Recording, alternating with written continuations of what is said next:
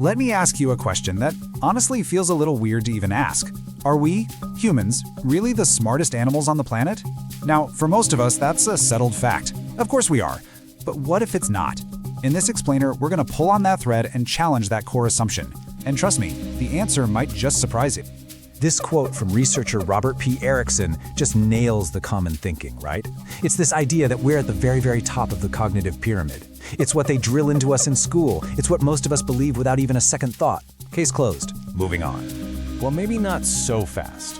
What if the very yardstick we're using to declare ourselves the winners is, well, broken?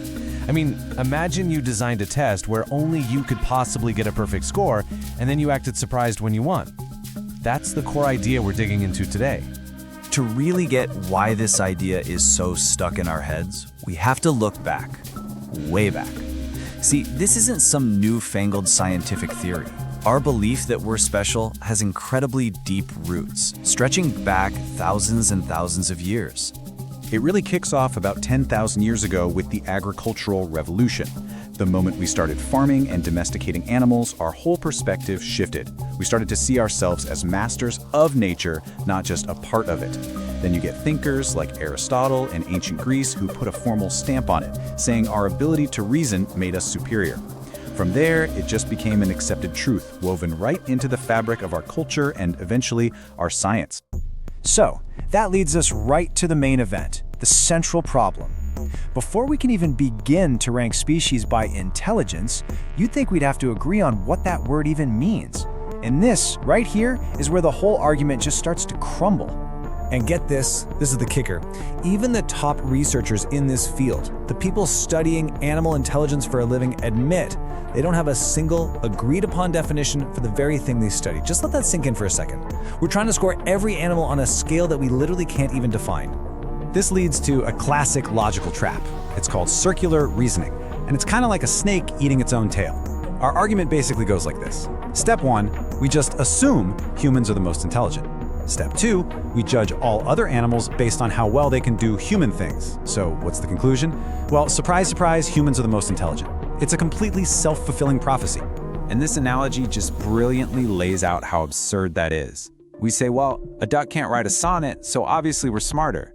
But using that exact same logic, a duck could look at us and say, no other species can be a duck as well as I can, so ducks are the most intelligent. And you know what? They'd be right.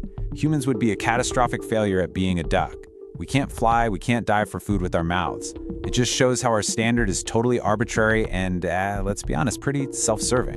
Okay, so the logic is shaky, we get it. But what about biology? Come on, our brains. We often fall back on the argument that our brains are just bigger and better. So let's put that idea to the test. But first, we have to make a really crucial distinction here. As researcher Robert Erickson points out, brain anatomy, the size, the shape, the folds, is related to intelligence, sure, but they are not the same thing. Having a certain kind of brain doesn't automatically equal a certain level of intelligence.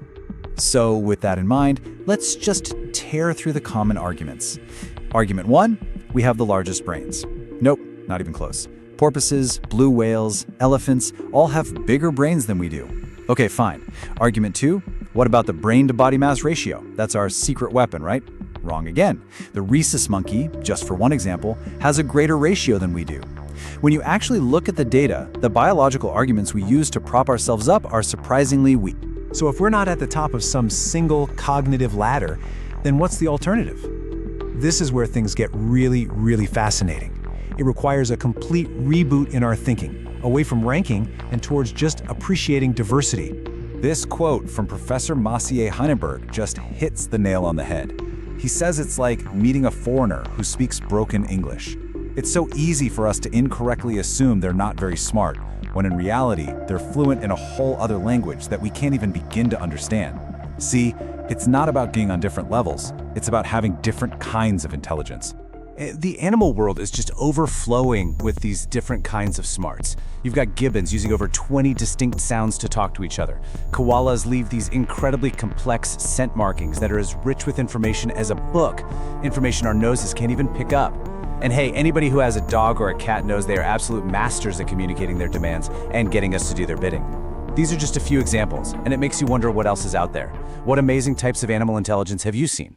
Let us know down in the comments. And if you enjoy exploring big ideas like this, make sure you hit that subscribe button. So where do we go from here? Well, researcher Robert Erickson actually proposes a new framework.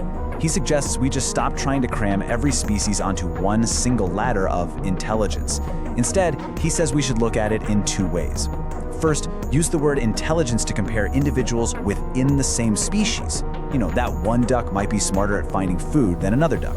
Second, when we compare different species, we should use a much more objective measure, their ability to survive and evolve.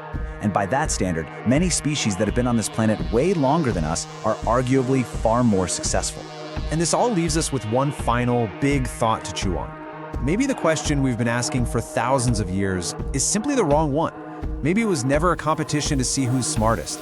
Maybe we should be asking a question that actually celebrates the vast, incredible diversity of minds on our planet. Not, how smart are you, but what kind of smart are you?